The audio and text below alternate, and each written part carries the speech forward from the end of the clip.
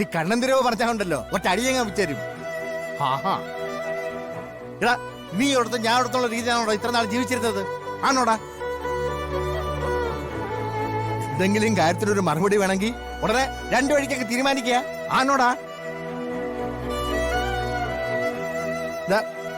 നീ എന്നെ ഒരു ശല്യായിട്ട് കണ്ടാലും കുഴപ്പമൊന്നുമില്ല. ഞാൻ മരിക്കും വരെ നിന്റെ അടുത്ത് തന്നെ ഉണ്ടാവും. എനിക്ക് തീർത്ഥാടനത്തിന് പോയേം വേണ്ട, പുണ്യ സ്ഥലത്ത് കിടന്ന് ചത്ത് സ്വർഗവും കിട്ടണ്ട. മക്കളെ, അവസാനത്തെ തുള്ളി വെള്ളവും നിന്റെ കയ്യിൽ നിന്ന് മേടിച്ച് കുടിച്ച് പറ്റുമെങ്കിൽ നിന്റെ മടിയിൽ കിടന്നങ്ങ് പോയാ മതി. അമ്മാവനൊന്ന് വെറുതെ ഇരിക്കുന്നുണ്ടോ? ഈ മരണത്തിന്റെ കാര്യം കൂടെ കൂടെ പറയരുതെന്ന് ഞാൻ പല പ്രാവശ്യം പറഞ്ഞിട്ടുള്ളത്. എന്നാ പിന്നെ എന്നെ വിട്ടു പോകുന്ന കാര്യം നീയും പറയാൻ പാടില്ല. അമ്മാവ ശ്വാസം മുട്ടി ചാകാതിരിക്കാൻ വേണ്ടിയാ ഞാൻ ഈ കാര്യം പറയുന്നത്. എനിക്ക് മടുത്തു.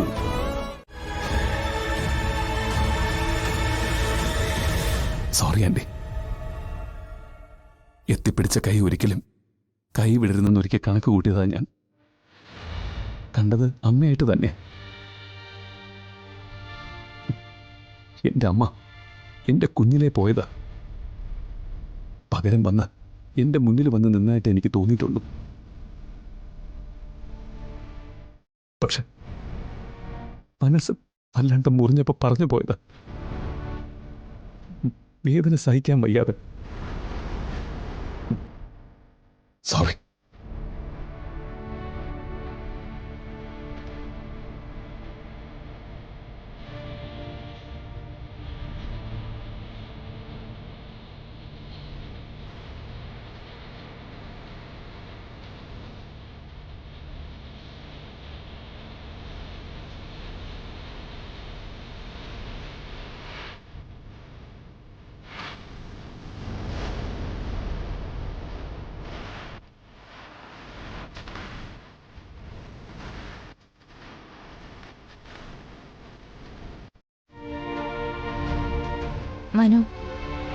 മനുവിന്റെ ജീവിതത്തിൽ മനു ആഗ്രഹിച്ചതൊക്കെ നേടി.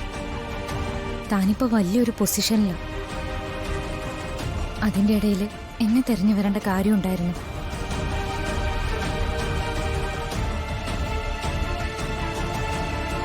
ഞാനിതുപോലെ എവിടെയെങ്കിലും കഴിയുമെന്ന് കരുതിയാ പോരെ?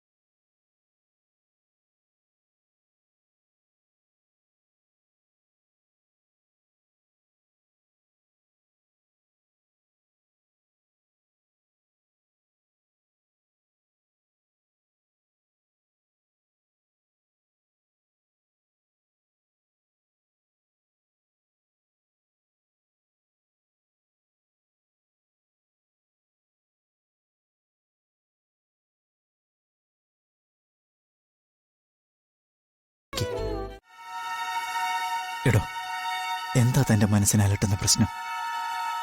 എന്നോടൊന്ന് പറ. ഒന്നുമില്ല Manu.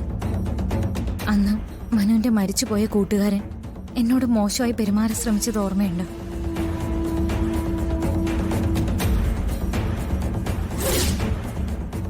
I really love you. എന്നേക്കുമായി മനു നിന്നെ സ്വന്തമാക്കുകയാണെങ്കിൽ അതിനു മുമ്പ് എനിക്ക് ഒരേ ഒരു ദിവസം മാറടാ.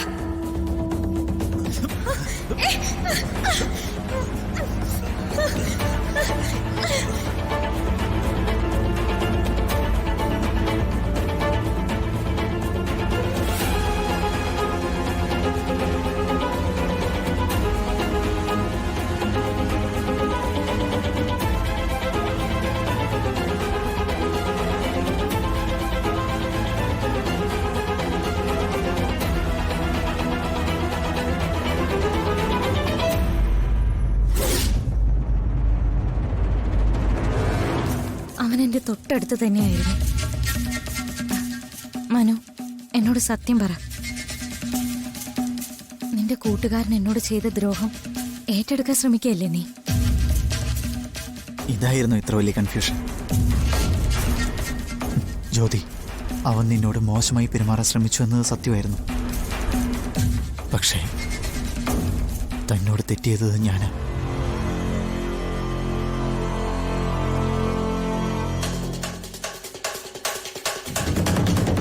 അന്ന് അസോസിയേഷൻ ഹാളിൽ ആ കോംപ്രമൈസ് ചർച്ച നടക്കുമ്പോൾ ഞാനല്പം മദ്യപിച്ചിട്ടുണ്ടായിരുന്നു. അവിടെ നിന്ന് ഞാൻ തന്നെ തിരിഞ്ഞ് വീട്ടിലേക്ക് വന്നത്.